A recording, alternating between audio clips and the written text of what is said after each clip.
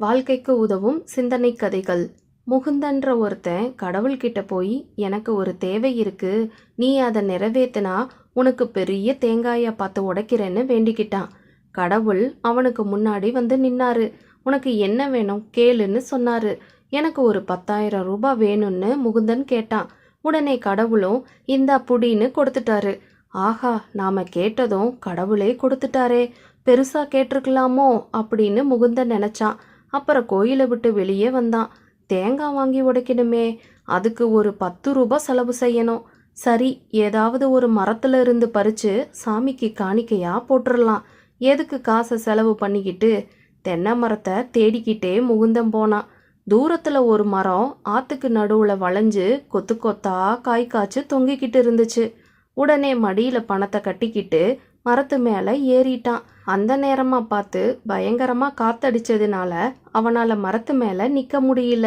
ஆனா கீழே விழுகாம கிளைய புடிச்சுக்கிட்டு ஆத்துக்கு நடுவுல தொங்குற நிலைமை வந்துருச்சு. அப்போ அந்த வழியா யானைய ஓட்டிக்கிட்டு பாகன் ஒருத்தன் ஆத்துல குளிக்க வர்றான். எப்பா, எப்படியாவது என்னை காப்பாத்திட்டேன்னா உனக்கு ஒரு 2,000 ரூபாய் தர்றேன்னு முகுந்தன் வாக்கு கொடுத்தான்.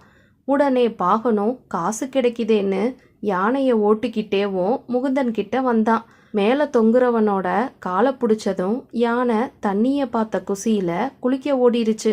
இப்ப 2 பேரும் சேர்ந்து தொங்க ஆரம்பிச்சிட்டாங்க. பாகன் சொல்றான், நான் உனக்கு 2,000 ரூபாய் தர்றேன், என்னைய விட்டுறாதன்னு. அப்போ 10,000 கூட நம்மளுக்கு 2,000 ரூபாய் சேர்ந்து கிடைக்குதேன்னு சந்தோஷத்துல கிளைய இறுக்கியமா பிடிச்சிக்கிட்டான் முகுந்தன். அந்த நேரமா பார்த்து குதிரையை குளிக்க வைக்க குதிரை பாகன் அங்க வந்தான். அவங்கிட்டையும் எங்களை காப்பாத்துனா காசு கொடுக்கறதா 2 பேரும் சொன்னாங்க. குதிரை பாகனும் காசுக்கு ஆசைப்பட்டு யானை பாகனோட காலை பிடிச்சான். குதிரை அங்கிருந்து ஓடிருச்சு. அவனும் சேர்ந்து தொங்க வேண்டிய நிலைமை வந்துருச்சு. ஐயா, மேலே இருக்கிற நீ கிளைய இறுக்கமா பிடிச்சிக்கோ, நான் உனக்கு 2,000 ரூபாய் தர்றேன்னு குதிரை பாகன் சொன்னான். உடனே முகுந்தனுக்கு குசியாயிருச்சு. இன்னைக்கு நம்மளுக்கு நல்ல வேட்டை தான், காசு மழை பொழியுதேன்னு ஆசைப்பட்டான் முகுந்தன். மனக்கணக்கு போட தெரியல. கையை விட்டு எவ்வளவு பணம் நம்ம கிட்ட வரப்போகுதுன்னு எண்ண ஆரம்பிச்சான். தொப்புக்கட்டின்னு 3 பேரும் ஆத்துல விழுந்துட்டாங்க. கையில இருந்த 3 பேரோட பணமும் ஆத்தோட போயிருச்சு. முகுந்தன் ஒரு தேங்காயை கடையில வாங்கி சாமிக்கு உடைச்சிருந்தா இப்ப அவன் பணம் மிச்சமாயிருக்கும். பேராசைப்பட்டான். பெரு நஷ்டத்தோட வீட்டுக்கு போய் சேர்ந்தான்.